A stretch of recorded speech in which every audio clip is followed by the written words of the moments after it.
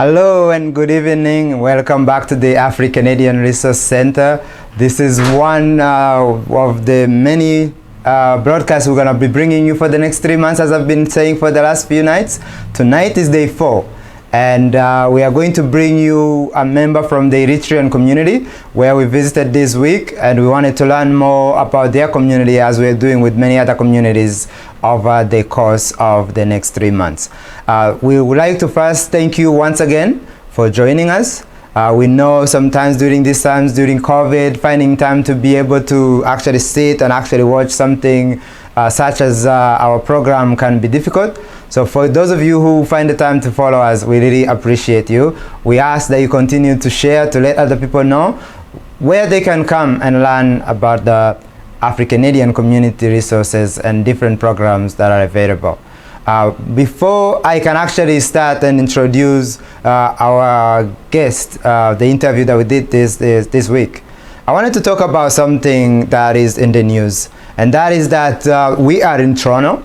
As you know, COVID, which was supposed to be ending, is returning. We are sort of going back into this chaotic pandemic again, where we're trying to plan for the recovery, but we're not so sure right now. In the news today, for example, there was a letter to Premier Ford by the mayor, who calls for 6 actions that will help to put in place quick programs that will include early closure times. So as you can imagine, it's very difficult as it has been, but now we're going to even go back to that time of going home early, further physical distancing, restriction requiring customers to stay seated at all time, which is, again, these are all things that even just being able to move around without these restrictions, it's been very difficult. But we're informing you now that these are the measures that the government, the local government, is looking for. And obviously they are looking to make sure that everybody's hope. And it is our job as a part of this platform to provide you this information, this news as we go along. Because sometimes we're so busy, we don't have time. So if you happen to just be here, just know that we might be facing more restrictions in days to come. Anyways, let's go and hear from Jonathan with our interview that we did this week. So, like, how many Eritreans do you think are in Toronto? If I could go off the top of my head, I'd probably say between 10 to 20,000. And that's just. But don't quote me on that. But yeah, just the Eritreans. Yeah. Even for the Rwandan community, we don't really know. Yeah. Like, we have no idea how many people, so I get it. Yeah. So ideally, like, that's a lot of people. Yeah. What do you think? What's the majority of the work that most of the Eritreans do here in Toronto, like overall? So a lot of service-based work. Okay. PSWs. Okay. You know, and taxi drivers. PSW, you mean? Like personal support workers. Oh, okay. Yeah. Taxi drivers, different type of maybe custodial services. Okay. I think when it comes to the younger generation, it kind of gets a little bit more diversified. Okay. Just because, you know, if we came here as young kids or we were born here, you know, we're Canadian, okay. So we got a world of opportunity, right? So for you guys, it's not the traditional, like you're saying, like support work, or, you know, mostly I've seen a lot of like East Africans focus on like taxes. Yes. You know, having like parking downtown. Yes. Like a lot yes. of Ethiopians, yes. Eritreans are definitely a lot. Yes. Yeah. Yeah. Yeah. But I would probably say that that'd be more for the, you know, like my parents' generation, yeah. Who, you know, probably came here in the 90s, early 2000s, and you know are a bit older, maybe didn't get a chance to get educated. Those are kind of the opportunities that are out here for them. But when it comes to, like, you know, the next generation who may have been born here or came here really young as kids, like, you know, it is a much broader pool. I know, you know, people in finance, yeah. People in education, okay. You know, healthcare. Yeah, and I know you yourself are more focused on like real estate. Yes. So Jonathan, One of the other things that we are really trying to understand is how are the continental communities doing during COVID? Um, what has you as an organization, as an individual, been doing during COVID? But also maybe talk about what the community is feeling like during this time of COVID.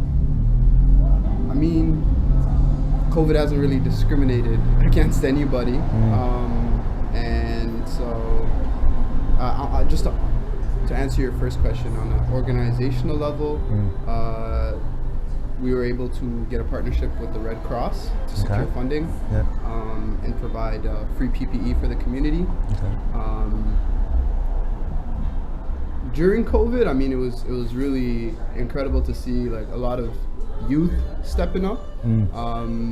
There was a group of young adults who came together and started a solidarity fund where they were able to raise over $40,000 and then reallocate those funds to people in the community in need, which was massive. We've had our community partners in Art and Health do a food box program where they delivered culturally specific foods to the community for over a month. Created employment opportunities. So on a community-based level, it was really powerful to see, especially the new generation, young adults coming in, stepping up, and taking responsibility.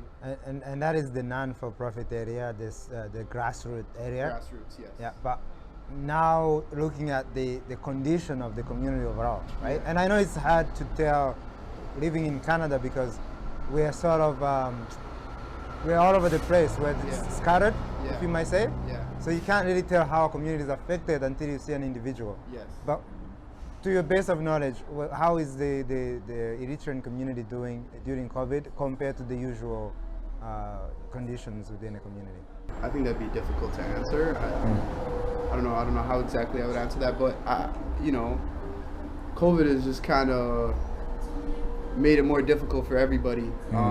Housing is definitely a big problem for a lot of Eritreans, especially new settlers coming in here,